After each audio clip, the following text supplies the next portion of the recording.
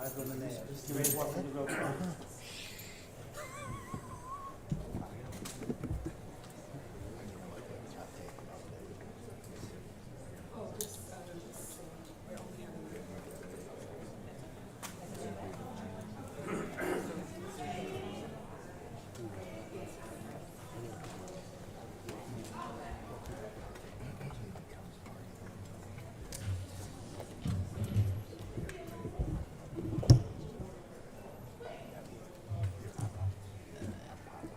What is it? Is it morning?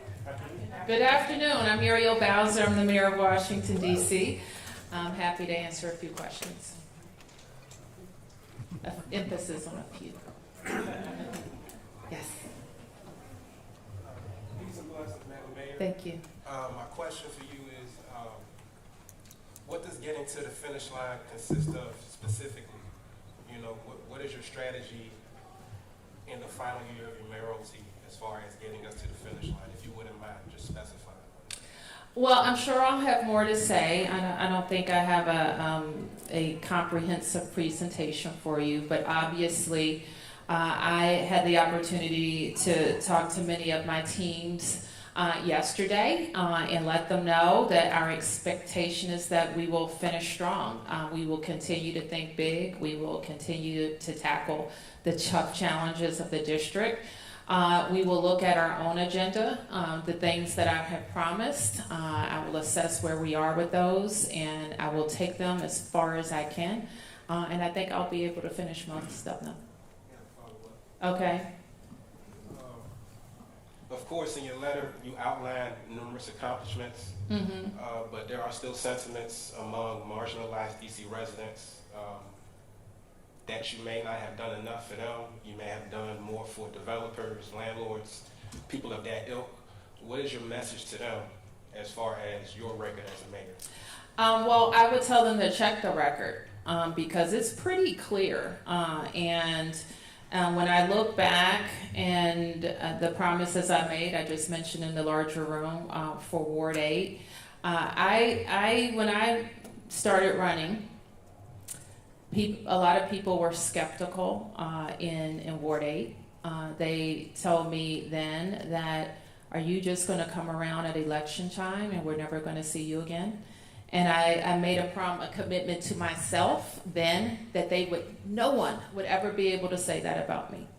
I don't just go around at election time, and I have kept my promises. When we tally up, when I became mayor, there was literally nothing happening at St. Elizabeth's. An anchor had been promised that had fallen out. The project stalled. And we went in and decided that we had to be the first in. And that's when we built the sports and entertainment complex at Congress Heights, soon followed by hundreds of units of housing. Whitman Walker Clinic, home ownership opportunities, and now a brand new hospital. So over $1 billion has just been invested in Congress Heights alone. I look at our food access grants, and we hadn't been able to attract fresh food or dining in Ward 8. And that grant has just changed all of that, and we have been able to attract both sit-down dining and grocery. We'll be opening new libraries, investments in recreation centers as well. We've also driven down unemployment. And so when people say, like, well, what are you doing? I've always said our job is to attract opportunity and make sure we match people to it. In 7 and 8, I think when I became mayor, The unemployment numbers were over 11%. Before the pandemic, we got it below 10%. I think we're still below 10% in Ward 7 and 8. That represents more people having jobs to afford housing and afford taking care of their families. We've opened as well an infrastructure academy that not only train people, but put people in real jobs. Do we have more to do? Yes, we have more to do in the city. We have more to do in this nation to close gaps between the haves and the have-nots. But I think we move the dial when we make sure that our systems are set up to help people get a good job, a life-sustaining job, and take care of themselves and their families in the district. So, as I said, we have built a foundation. Others will build upon it, but I'm proud of the work we've done. Yep. Good afternoon, Mayor. Good Felicia afternoon. Ashley, ABC 7. Your father was heavily involved in civic engagement. What was it like for you to carry on his legacy through your time as mayor and your decades serving? And if you're open to sharing what you're considering as next? Well, for some of you knew my dad. My dad was in the first class of ANC commissioners elected. He served a bunch of years. I don't even know how many, over 20. He chaired his commission, he chaired his civic association. And as a child, I went to a lot of meetings with him and just really soaked it up. My father loved that I was mayor. He did. He loved it. He loved it more than anything. Facts. He loved it. And I just think that he would be very proud. He was proud. And a friend told me, somebody who worked for me on my first campaign and was out knocking on doors one day, and I was joining later, so he had been out before me. And he said, who is your dad? I said, what do you mean? He said, I've been knocking on doors and people know your dad. And I said, yeah. So I told him my dad was, and he said, he left a good name for you out here. So that's what I live up to. Yeah. Brian Topp, CNN. Would you be able to tell us to what extent President Trump's law enforcement surge over this past summer might have impacted your decision not to run again? It didn't. Is there anything about that situation, looking back, that you feel you could have handled differently? Well, what I know is we faced an unprecedented action by a president. We laid out a way to get out of it, and we got out of it. Yeah. Thank you, Mayor. Garrett Grumback with NBC News. You've mentioned that you've never lost an election. Do you have any interest in running for elected office again, or does your time in elected office end when this job ends? I think 20 years is a long time to get elected. I've won a bunch of elections. So not only, probably people can say they've never lost an election, but I've run a bunch of them. So I had 2 campaigns as an ANC commissioner, unchallenged. What do you call it when nobody runs against you? Unopposed. Unopposed. Those were good campaigns. And I had I consider all of my elections since then to be tough ones. And I have had the strategy that I learned from my mentor, Adrian Fenty, to knock on every door, start early, and ask people and share your vision with people. And so, what was the end of that question? We won't see you on any elected office ever again? I have the best job in Washington. I'm the mayor of my hometown, so I'll leave it at that. Now, if we become a state, maybe I'll come back and run for governor. When we become a state. Yes. Mayor Bowser. Janae Delaxios. So you made this announcement that a lot of people are waiting. Do you feel at peace? How do you feel today? I feel fantastic. Listen, it's hard to walk away from it, and I think I mentioned this, from a job that you love. People have afforded me 12 years, and that's been good for us, but I think it's been good for the city to have some continuity and leadership across really complicated issues. Where's Rachel? Rachel Pierre is here. Her predecessor served for 10 years at DHS. I think that's unprecedented in DC government. And Rachel was there for a good part of that time, if not the whole time. And so now that continuity of the leadership is going to allow us to continue to push down rates of family homelessness and continue programs that we started and finished. The benefit of a long tenure is that there are things that you can start and finish. And I think we have been able to do that in a lot of cases. A lot of people will remember you for your sports accomplishments. Yeah. Is there anything, is that your legacy, or are there other things you would also put as high as RFK Stadium and the downtown sports? It's hard for me to rank things, and I think people's memories can be short, so they'll pick a few things, but I think I'll be remembered for a lot of aspects of my kind of mayoral personality. And, I know that includes being a sports mayor. I hope people will remember us for our housing efforts, because I really do think they're unprecedented, building or helping to produce 36,000 units in less than 5 years. I think people regard me as a mayor concerned about fiscal responsibility and being a good steward of the government's money. I think people will regard me as a mayor who can get deals done on both sides of the aisle, and I think all of those things are true. I think that being a sports mayor in the sports capital, we didn't start off that way, and by 2030, we'll have every professional team, including our women's teams, in the boundaries of the District of Columbia. So I think that cements us as the sports capital. Yeah. Okay, I think we're coming here. Okay. Thank you. Alex Hillman at WAMU. You won't be on the ballot next year, but for the people that are, they're wondering whether ranked choice voting will be in effect. I know Councilmember Felder has introduced a bill that would order a needs assessment, maybe delay this out from the primary. Do you think that's a good idea? Would you support a ranked choice voting delay? I don't know that I have a say in a ranked choice voting delay. It was an initiative that I did not support. And I think the Board of Elections is independent from my office, and I have to tell you, I didn't get a chance to hear the testimony, so I'll have to get caught up on where the board stands. And if the council, I would talk to council members to see where they are with that. I think it's a big thing to deliver by June, especially given the state of play.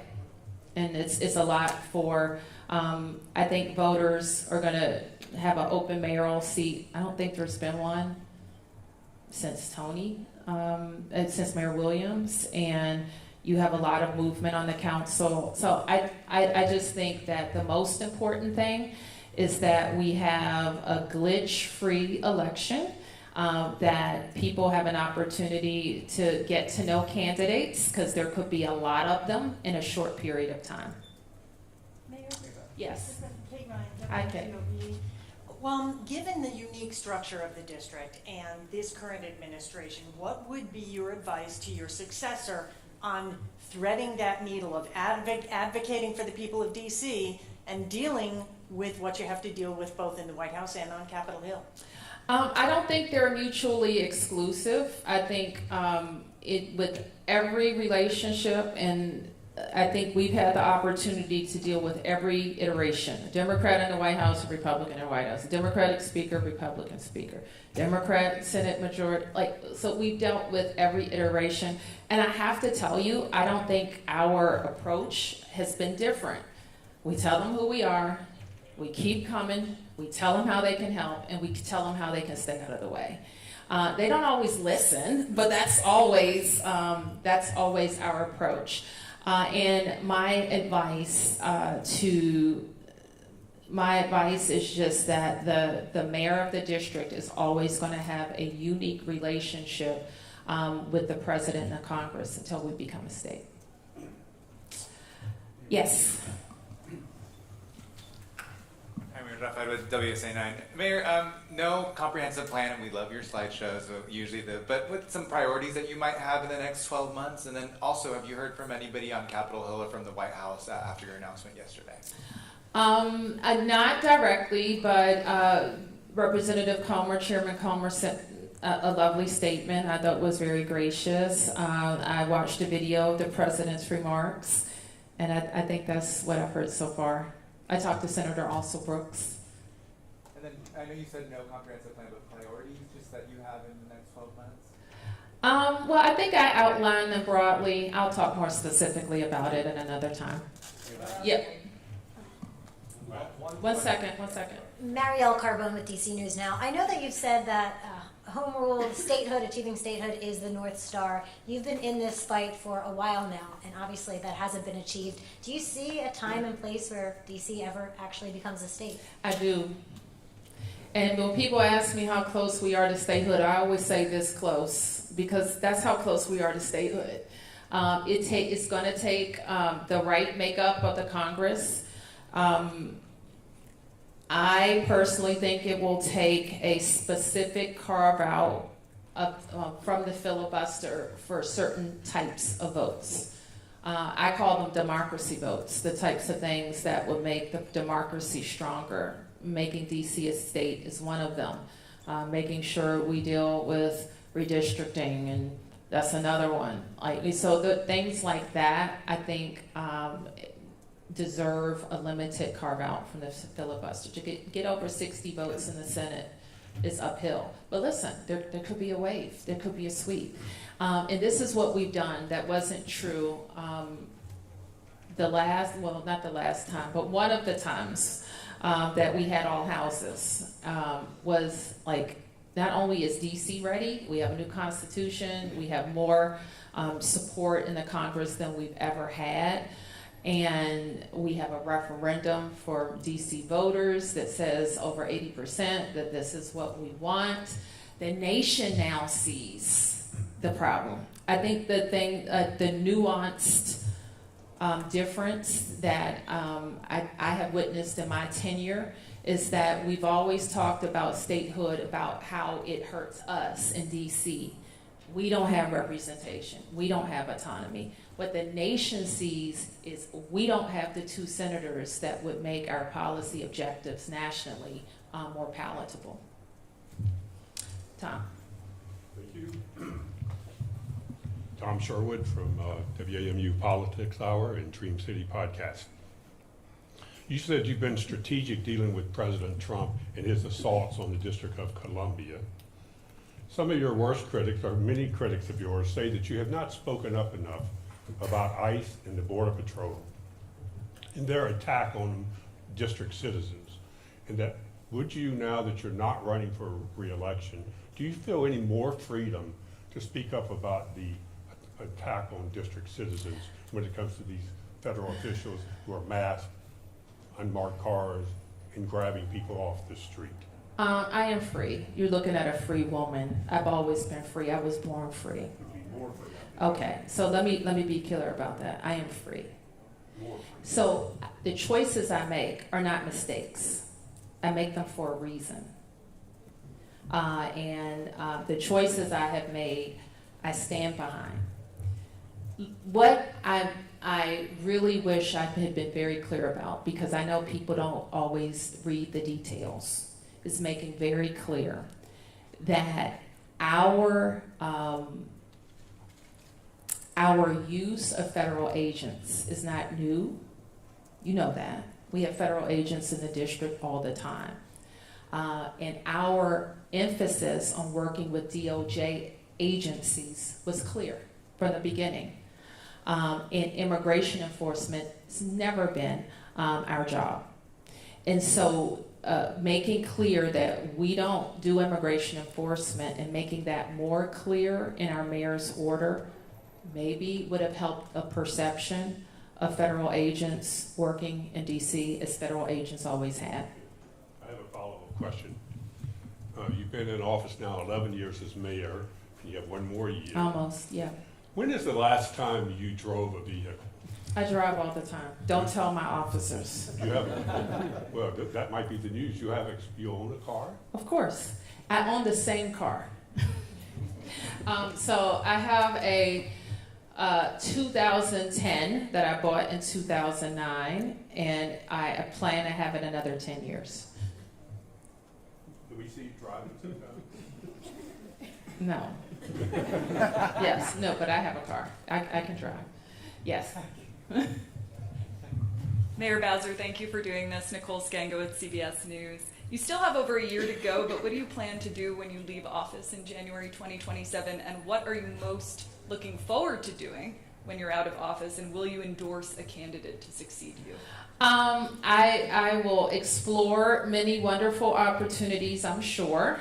That's the answer to your first question. What was the second question? Will you endorse a candidate to succeed you? And what candidate do you think Washington, D.C. needs either to build on your legacy or to go in a new direction moving forward? This is what I know, that DC residents are going to decide, and they may or may not care what I say. I think there is a lot of belief that endorsements make a huge difference in races, and the last person who had the strongest coattails in DC was Marion Barry. And so that's not to say, and I said to the Post earlier, I'm a taxpayer, I'm a lifelong Washingtonian, I have a kid in school, and I vote. So I am going to be watching, and I do have a unique perspective. I've had this job 12 years. I was on the council for 8 years. And I firmly believe that the next mayor has to convince DC voters that they will protect home rule. I firmly believe that our trajectory with our schools has to be maintained, and mayoral control and council accountability has brought us a long way. And I know we have to grow our economy. We can't be a city that people will leave. And we have to continue to attract good paying jobs, to attract the jobs we could lose. All right, I'm going to take a couple more here and then here. Hi, Mayor Bowser. Bob Barnard with Fox 5. You've got a year to go, but is there anything, any case that will stay with you, that will nag with you, that you are not able to? Chuck Ramsey, when he left the police force, said there was a murder case of a child that he wasn't able to solve. Anything as you leave that you're going to wish had been resolved under your watch? Well, I have 13 months to resolve it, so I won't say. I'll keep. I'm sure there are going to be a lot of things, but in 12 years, in thousands upon thousands of decisions, I kind of wouldn't reduce our service to the one that got away. I'd rather focus on all the ones that landed just right. Yes. Mayor, Rebecca with 7 News. Are you doing any succession planning during your last year to help whoever steps in next? We will have a strong transition. I pride myself in like being the best, so we want to have the best transition. That's what we want to do. And some of that, I don't know how exactly it will roll out, but I expect to deliver great plans, qualified staff that could stay or go, depending on who the mayor is. But this is, you didn't ask me this specifically, but I will say, and sometimes when people ask me what's my advice for the next mayor, not just here, but any mayor, and this is one thing I learned in my transition. I had, at the time, Democratic nominees usually went on to become the mayor, and that's been the case. I had a competitive general election back in 2014. Some of you don't remember. David Catania ran against me. And I couldn't go from the primary to planning the government. I had to go from the primary to making sure I beat David Catania, who was a formidable opponent. And so by the time the general election came in November, I think I had 54 days after I won to set up the government. And it became really clear to me that everybody didn't have to go. And I knew the directors because I was on the council for 8 years. I had a sense of who I didn't think was in kind of my mold of doing the work. And I just decided, and I had had this conversation with Mayor Gray, that I would do everything possible to be fair to the outgoing cabinet members. So if I knew like I was going in a different direction, I'd be upfront and direct. But some people I wanted to look at a little bit longer. And I think they wanted to look at me a little bit longer. So some people stayed on a little bit longer before they went on to their next things. But I also had the time, and I believe this very firmly, I only hire people when I have the right person. I don't try to speed it up. I don't try to let you all pressure me into naming somebody. When I'm not ready to name somebody, I hire somebody when I have the right person. So that would be my biggest advice. We have very talented people who love government, know the city, and deliver for this city. And my message to them was just do your job. Don't do politics. Don't, that's my job. You do your job. And if you want to stay on, I think you'll have a shot. And if you want to move on, you're going to have great opportunities. And somewhat of a follow-up, there is a question of whether Delegate Eleanor Holmes Norton will run for re-election. Either way, is that a seat you're interested in? It is not. Let me be clear. I will not be running for that seat. And why is that? I don't want to. Do you want to elaborate on why? Or I don't want to be in the Congress. Okay. Did you get a question? Okay, your question. Beatrice Peterson, ABC Thank News. you, Beatrice. Thank you. You are the longest serving black mayor in a major city, and you decided to say that you wanted to pass the baton. Can you tell us a little bit about that decision? Was it a singular moment? Was it cumulative? And Thanksgiving is tomorrow. What are you thankful for? Honestly, I'm kind of shocked that people thought I was going to run for a fourth term. When I ran for, I think it was Tom Sherwood. When I ran for a third term, you know what everybody said then? Tom? Yeah. What did you say? My part of this news? Yes. That third terms don't turn out well. Third terms are hard. So everybody said third terms are hard. And my answer was always, well, first terms are hard, second terms are hard, all terms are hard. But it is, in some ways, a fourth term is kind of gratuitous to me. That we set out a big agenda, we delivered on it, and the ability to keep winning, it gets harder and harder. That doesn't mean that I didn't weigh it seriously, because I love my job, I love this city, I know I can do the job, but I also know voters start taking a hard look and saying, we like you, we love you, but who's next? So I do politics, I'm a politician, so I always worry about that, and I'm proud of what we've done, and it's time. And what are you thankful for? I'm thankful for my health and for my family and for a great, great team of people that have supported me all along this journey, inside the government and outside the government. I saw some folks out there from Riggs Park. I told you about my unopposed elections, but it was the people of Riggs Park who trusted me and believed in me first. When they allowed me to be ANC commissioner, and then the people of Ward 4, and then the people across all 8 wards. I'm grateful. Martin, I think you're going, Jenny, then we're going to wrap up. Thanks, Mayor. Martin Ostermiel from the 51st. So you mentioned that you've been in DC politics for 20 years at every level that the DC government has to offer, short of the State Board of Education, I suppose. Is there anything in those 20 years, for better or for worse, that has changed in DC politics? Like the good things, the bad things, anything notable to you that has changed about how DC politics works, how it's run, how people kind of participate or everything has changed. Details, please. A lot has changed. Let me put it that way.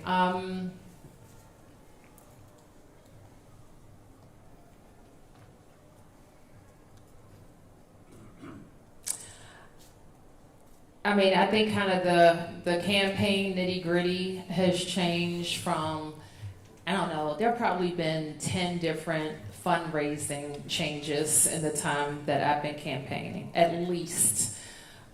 There's public elections, public finance elections, which I think you're seeing a lot of people get in races. I think, there should be some analysis about that.